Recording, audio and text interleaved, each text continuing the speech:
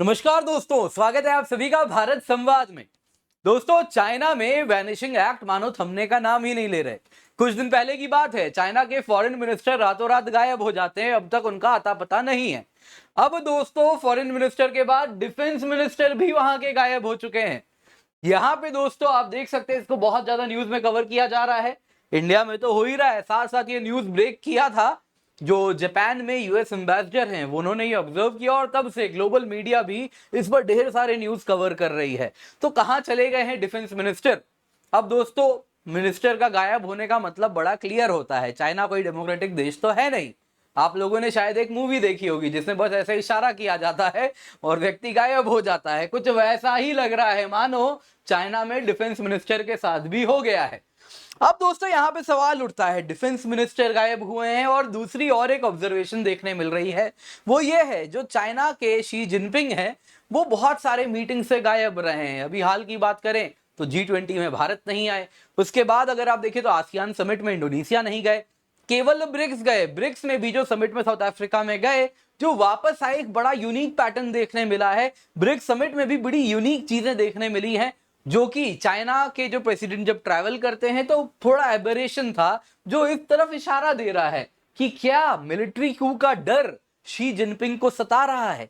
तो आइए आज की क्लास में जानते हैं। सबसे पहले तो जानते हैं न्यूज में क्या है, जो गायब कौन हुए हैं। पर उससे पहले आगे बढ़े, आप लोगों के लिए जैसा मैंने प्रॉमिस किया था, पहली क्लास बन चुकी है। कल शाम को 7 बजे एनवायरमेंट एंड इकोलॉजी की क्लास स्टार्ट हो रही है। कृपया करके सब्सक्राइब कर लें। इसके बाद इंडियन ज्योग्राफी भी कराएंगे हम, आप निश्चिंत रहिए। जो जो कमिटमेंट मेरा आप लोगों के साथ था, मेरा कमिटमेंट और किसी के साथ नहीं था, आपके साथ था, वो कमिटमेंट मैं आपको फ्री ऑफ कॉस्ट अपनी ओर से पूरा करूंगा। जो मेरा प्रॉमिस था वो मैं पूरा कर रहा हूं, आप निश्चिंत हो जाइए। और यहाँ पे बस प्रॉमिस कीजिए कि आप लोग जुड़ जाइएगा। दोस्तों, ये लिंक आपको मिल जाएगा, लाइव सेक्शन में जाइएगा, आ रहा होगा, वहां पे जाके जल्दी से जाइएगा, जाके एनरोल कर लीजिएगा। फ्री ऑफ कॉस्ट क्लास है, यूट्यूब में ही होगी कल शाम को 7 बजे। दूसरी बात दोस्तों, आप लोगों ने बहुत प्रेम दिया है, चैनल सब्सक्राइब कर रहे हैं, इसी प्रकार से प्रेम देते रहें, चैनल को सब्सक्राइब करते जाएं। इसी प्रकार का कंटेंट आपके लिए हम लाते रहेंगे। तो दोस्तों, सबसे पहले यहाँ पे जो आप तस्वीर में देख रहे हैं, ये है चीन के डिफेंस मिनिस्टर ली शांगफू। आप जैसा यहाँ पे देख रहे हैं, और ये पब्लिक व्यू से पिछले 2 हफ्ते से गायब है। 2 हफ्ते से इनका अता पता नहीं देखने मिल रहा है। और एक स्पेकुलेशन है, चीन तो चीन है, वहां पे कोई गायब होता है मतलब आपको मालूम है कुछ ना कुछ उन्होंने एम्परर शी को कुछ ऐसा किया जिससे वो नाराज हो गए। तो यहाँ पे स्पेकुलेशन है कि पॉलिटिकल फ्यूचर जो चाइनीज लीडरशिप में है, कहीं ना कहीं कंटिन्यूअसली पूरी चीनी लीडरशिप ओवरहॉल हो रही है, बदला जा रहा है। जिन जिन से शी जिनपिंग को डर लग रहा है उन सबको हटाया जा रहा है। क्या आरोप लगाया जाता है? करप्शन का आरोप। चीन में बड़ा सिंपल है, अगर किसी को हटाना है तो हाँ, वो करप्शन है, क्योंकि चाइना में सब करप्ट है। सच्चाई तो ये है, पूरी communist party of China breeds on corruption. तो वहां पे जिस पर भी आरोप लगाना है, करप्शन का आरोप लगाया जाता है और उठा के फेंक दिया जाता है। तो रिसेंट चेंजेस हुए हैं चाइना के लीडरशिप लैंडस्केप में। करप्शन केसेस बहुत सारे अगर आपको देखें तो वो इन्वेस्टिगेट किए जा रहे हैं और लोगों को हटाया जा रहा है। करप्शन केस में ज्यादा कुछ प्रूफ भी नहीं करना होता है, बस सीधा किसी को भी हटाना है तो बोल दो हाँ करप्ट है, निकालो। जहां तक बात है दोस्तों ली शांगफू की, जिनको आप तस्वीर में देख रहे हैं, इन पर अब तक कोई करप्शन का आरोप नहीं था। मिलिट्री हार्डवेयर लेते टाइम कुछ कुछ इनके देखरेख में कुछ केसेस हुए, पर इन पे डायरेक्ट आरोप अब तक नहीं लगा था। तो हुआ क्या है? तो दोस्तों, अगर आप देखें तो चाइना में बहुत मेजर लीडरशिप ओवरऑल हुआ है। प्रेसिडेंट शी जिनपिंग ने, अभी कुछ दिन पहले की बात है, चाइना में कहा था कि अगर मिलिट्री की बात करें तो उसके तरफ उन्होंने कहा कि मिलिट्री में यूनिटी और स्टेबिलिटी चाहिए। यानी कि उनको मिलिट्री से डर लग रहा है कि मिलिट्री कहीं ना कहीं यूनाइटेड नहीं है। किसके लिए? शी जिनपिंग के खिलाफ। कहीं वो खड़ी ना हो जाए, स्टेबल नहीं है, अलग अलग फ्रैक्शंस में ना टूट जाए, अलग अलग फ्रैक्शंस में टूट के उनके खिलाफ पूना हो जाए, इस तरफ उन्होंने इशारा किया। और अब उसी को कहीं ना कहीं अमल करते हुए देख रहे हैं। ली शांगफू डिफेंस मिनिस्टर गायब हो गए हैं। दोस्तों, ली शांगफू के पहले आपको मालूम, आपको बता देता हूं, कई चीनी की ऑफिशियल्स का डिमोशन हुआ था। अब ये छोटे मोटे ऑफिशियल्स टॉप लेवल पे क्या होता है, गायब होते हैं। आप देखें तो नोटेबल फिगर्स, जैसे कि यहां पे आप देख रहे हैं चिंगांग फॉरेन मिनिस्टर हैं, यहां पे आप जिनको देख रहे हैं, ये गायब हो जाते हैं, इनका अता पता नहीं था। इसके सिवा रॉकेट फोर्स जो चाइना ने बनाई है, उसका तो पूरा ओवरऑल हो गया। उसके जो कमांडर थे ली यूशाओ, उनको तो सीधा का सीधा वो गायब हो गए। उसके बाद अगर आप देखें तो रॉकेट फोर्स में जो पॉलिटिकल कमिश्नर थे, पॉलिटिकल कमिश्नर पॉलिटिकल रिप्रेजेंटेटिव होते हैं। चाइना में क्या होता है, एक डिसिप्लिन ऑफिसर होता है जो चाइनीज कम्युनिस्ट पार्टी का एजेंट होता है। वो हर यूनिट में रहता है जो कि इंश्योर करता है कि जो भी मिलिट्री यूनिट है क्या वो चाइनीज कम्युनिस्ट पार्टी की आइडियोलॉजी को फॉलो कर रही है या नहीं, कम्युनिस्ट पार्टी से लॉयल है या नहीं, वो देखरेख करने का काम होता है। उसको भी गायब कर दिया जाता है। यानी कि रॉकेट फोर्स में बहुत मेजर चांसेस था कि कुछ मिलिट्री ओवरहॉल की बात चल रही थी, कुछ कू की बात हो रही थी, इसलिए टॉप कमांडर भी और पॉलिटिकल कमिश्नर को भी हटा लिया जाता है। क्योंकि जब भी कू होता है तो पॉलिटिकल कमिश्नर को अपने साथ मिलाया जाएगा तभी कू हो पाएगा। अदरवाइज पॉलिटिकल कमिश्नर क्या करेगा, सीपीसी को जाके बता देगा अरे अरे ये ऐसा करने वाला है, रोको। लेकिन अगर दोनों मिल जाए तो यहां पे शायद शी जिनपिंग को भनक लगी और दोनों को गायब कर दिया गया और अब उसमें ये भी जुड़ चुके हैं।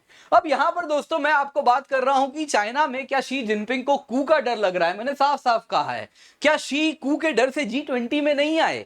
तो कू की अगर हम बात करें दोस्तों, शी जिनपिंग G20 में क्यों नहीं आएंगे? दोस्तों 3 कारण हो सकता है G20 में ना आने का। पहला कारण बताया जा रहा था कि इंडिया को सबक सिखाना, इंडिया को स्नब करना। पर ऐसा होता तो दोस्तों कहीं ना कहीं वो ज्वाइंट डिक्लेरेशन पास नहीं होने देते। और इस बार का जो G20 समिट रहा, कहीं ना कहीं आप देखें तो इतने सारे उसमें ऑब्जेक्टिव अचीवमेंट्स हुए हैं जो कि अपने आप में रिकॉर्ड है। इतने ज्यादा ऑब्जेक्टिव अचीवमेंट्स आज तक कभी नहीं हुए। करीबन 122 है मेरे समझ से, जो नंबर थोड़ा इधर उधर हो सकता है बट मेरे हिसाब से उतने सारे अचीवमेंट्स हैं इस बार के, जो कि लगभग डबल है आज तक का जितना भी हुआ था। तो इस प्रकार से रिकॉर्ड तरीके से G20 सक्सेसफुल नहीं होता। अगर ये कारण था तो फिर चाइना तो फेल हुआ, लेकिन मुझे नहीं लगता चाइना इस कारण से इंडिया को सबक सिखाने के लिए शी जिनपिंग नहीं आए होंगे। दूसरा कारण क्या हो सकता है, वो हो सकता है कि कहीं ना कहीं उनको अमेरिका को सबक सिखाना था, लेकिन उसमें भी कुछ ऐसा है नहीं। दूसरा ये हो सकता है दोस्तों, अगर अमेरिका को सबक नहीं सिखाना था तो दूसरा कारण ये हो सकता है कि उनका इस पूरे के पूरे प्रकार की चीजों से, जो G20 हो गया, अलग अलग फोरम्स हो गए, उससे मन उठ चुका है। यानी कि चाइना ने ठान लिया अब मैं सिंगल प्लेयर बन के पूरी दुनिया में खेलूंगा। तो ये एक चांस हो सकता है जिसके लिए चाइना लोन प्लेयर हो सकता है। लेकिन तीसरा कारण जो सबसे प्रबल है वो है शी जिनपिंग को कू का डर सता रहा था। आप देख सकते हैं दोस्तों, अगर उसे सिंगल हैंडेडली खेलना होता तो वो ब्रिक्स भी नहीं जाते, लेकिन वो ब्रिक्स गए हैं। यानी कि उन्हें सिंगल गेम नहीं खेलना, वो इन्वॉल्व करना चाहते हैं दुनिया को, लेकिन कू का डर है। ब्रिक्स में फिर वो क्यों गए आप पूछेंगे। दोस्तों वो ब्रिक्स में तो गए, लेकिन जब ब्रिक्स में गए तो वो पूरे दल बल के साथ सबको लेके गए। आप देख सकते हैं यहाँ पे कुछ तो अपने लॉयल लोगों को लेके गए, जैसे कि काई शी अगर आप देखें तो ये standing committee of the political bureau के मेंबर है। आप बोलेंगे उसमें क्या, साथ साथ ये डायरेक्टर हैं किसके, कम्युनिस्ट पार्टी ऑफ चाइना के जनरल ऑफिस के, यानी कि सीपीसी की पूरी देखरेख रखते हैं, काफी लॉयल हैं शी जिनपिंग के, उनको लेके गए। साथ साथ वांग यी को लेके गए जो कि फॉरेन मिनिस्टर हैं। इसके सिवा कई अन्य मंत्री भी ब्रिक्स में शी जिनपिंग के साथ गए। यानी कहा जा रहा है, ऐसे एलिगेशंस हैं, रादर आरोप ही है इस वक्त, शी जिनपिंग को जिस से डर था जो चाइना में रह के कू कर सकता है, उन्हें सबको लेके शी जिनपिंग चल दिए। दूसरी बात आपको बताता हूं, शी जिनपिंग वापस आए साउथ अफ्रीका से ब्रिक्स समिट अटेंड करके। आपको मालूम है वो कहां लैंड किए हैं? शी जिनपिंग शिनजियांग प्रोविंस में लैंड किए। यहाँ पे आप देख रहे हैं चाइना के वेस्टर्न मोस्ट पार्ट, वहां पे वो लैंड किए। वो प्लेन को ज्यादा चाइना के अंदर भी नहीं लेके गए। उन्होंने क्या किया होगा, ऐसी अटकलें लगाई जा रही हैं कि एक particular air traffic control unit को अपने कंट्रोल में रखा होगा, अपने लॉयल फोर्सेस को यहां पर ही उन्होंने बैठा के रखा होगा कुछ इस जगह पे शिनजियांग प्रोविंस में, जिन्होंने उनके प्लेन को सक्सेसफुली लैंड करवाया। और साथ में बाकियों को भी लेके गए कि अगर कुछ भी ओवरहॉल होता है इस बीच में तो सभी के बॉस प्लेन में ट्रैवल कर रहे हैं, इसलिए कुछ हो नहीं। और दूसरा इंश्योरेंस क्या था, अपने कंट्रोल में जो इनका एयर ट्रैफिक कंट्रोल यूनिट था वहां पर वो लैंड करवाए।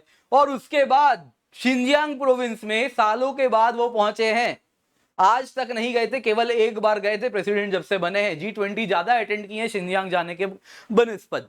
तो इससे अगर आप देखें तो यहाँ पे लैंड करते हैं। और ऐसा भी कहा जा रहा है फिर ट्रेन से वो बीजिंग गए हैं, ऐसी भी न्यूज आई है। यानी कि उनको इतना डर सता रहा है। क्यों, प्लेन से क्यों डर लगता है दोस्तों? सारे पॉलिटिकल लीडर्स को ना प्लेन से बड़ा डर लगता है। आपको मालूम होगा किंग जोंग उन अपने हरे रंग की ट्रेन है ना। जैसा हमारे यहाँ क्या होता है, गरीब रथ एक्सप्रेस, उसी रंग की ट्रेन में वो बैठ के चल जाते हैं जहां उनको जाना होता है। रशिया ज्यादा दूर तो जाते भी नहीं है, रशिया या चाइना उतनी ही दूर जाते हैं तो ट्रेन में ही अपना गरीब रथ निकालते हैं, बुलेट प्रूफ गरीब रथ है, उसमें बैठ के चले जाते हैं। वैसे ही शी जिनपिंग भी क्या कर रहे हैं, वो भी प्लेन से, क्योंकि आपको मालूम होगा, अगर आपने परवेज मुशर्रफ के बारे में पढ़ा है, किस प्रकार से जब वो प्लेन में ही ट्रैवल कर रहा था उस वक्त कहीं ना कहीं परवेज मुशर्रफ को रास्ते से हटाने का प्रयास किया था नवाज शरीफ ने।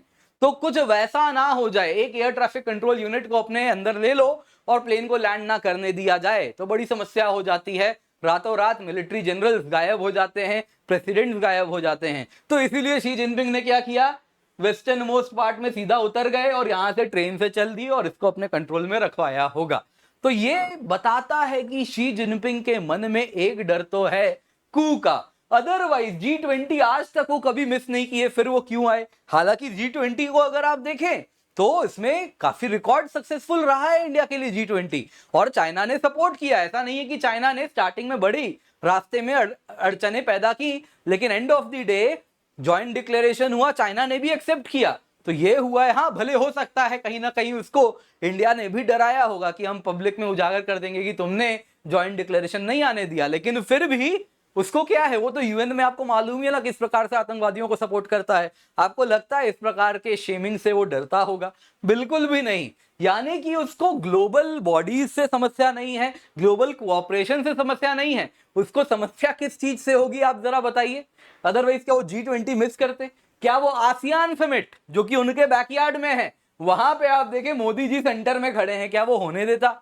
तो इस प्रकार से वो मिस नहीं करता जब तक उसको मिलिट्री कू का डर ना सताता कि उसके एब्सेंस से मिलिट्री कू हो जाए। अब देखिए दोस्तों, आने वाले दिनों में इस साल के towards the end Asia Pacific economic cooperation होने वाला है यूएस में। अब उसमें शी जिनपिंग आएंगे नहीं आएंगे, चांसेस कम ही है कि वो आए, एपेक में आ जाएं। तो इस प्रकार से वो ग्लोबल समिट पिछले साल की भी बात करें तो उन्होंने अटेंड नहीं किया, रशिया गए थे वो, और उसके बाद से फिर कहीं नहीं गए। तो इससे पता चल रहा है कहीं ना कहीं, क्योंकि चाइना में इस वक्त चाइना में जो लोकल टर्मोइल है, फ्लड भी आया, ड्रॉट भी आया, इसके सिवा इकोनॉमिक इंजन पूरी रुक चुकी है। अलग अलग आप देखें तो एवरग्रांड क्राइसिस हो चुका है रियल एस्टेट में, बाकी सेक्टर्स ऑफ इकोनॉमी रुक चुकी हैं। तो उससे काफी ज्यादा कहीं ना कहीं उन पर प्रेशर बना हुआ है। और जिस प्रकार से वो एम्परर शी बन गए हैं, लाइफ टर्म के लिए प्रेसिडेंट बन के बैठ गए हैं, बाकी जो एल्डर्स हैं, पार्टी एल्डर्स, चाइना में कम्युनिस्ट पार्टी में पार्टी एल्डर्स होते हैं, उन्होंने कहा जाता है कि शी जिनपिंग को लताड़ भी लगाई है कुछ दिन पहले, तो उनके मन में और तेजी से अब ये डर बैठ गया है कि ये जो बुजुर्ग लोग हैं कहीं मेरे नीचे से मेरी गद्दी ना खींच लें, तो कुछ वैसा ना हो जाए, तो वो डर उनको जरूर सता रहा है। तो दोस्तों, आप सभी से रिक्वेस्ट है, भारत संवाद को सब्सक्राइब करें। कल मैंने कहा था 400 का आंकड़ा पहुंचा दीजिए, आप लोगों ने तो 470, कितना 470 है, जरा देखिए कितना हुआ है लास्ट। अगर आप देखें तो 470 के आंकड़े पे आप लोग पहुंचा दिए। तो इसी प्रकार से प्रेम देते रहें, नंबर्स और बढ़ाइए, सब्सक्राइब कीजिए, बाकी अपने मित्रों को भी खोलें कि सब्सक्राइब करें, और इस प्रकार के न्यूज, बेस्ट एनालिसिस आपके पास लाते रहेंगे। यूपीएससी रिलेटेड कंटेंट भी आप तक हम पहुंचाएंगे free of cost. Free of cost सब कुछ आएगा। इस वीडियो को लाइक करें, अपने दोस्तों के साथ इस वीडियो को शेयर करें और चैनल को जरूर सब्सक्राइब करें।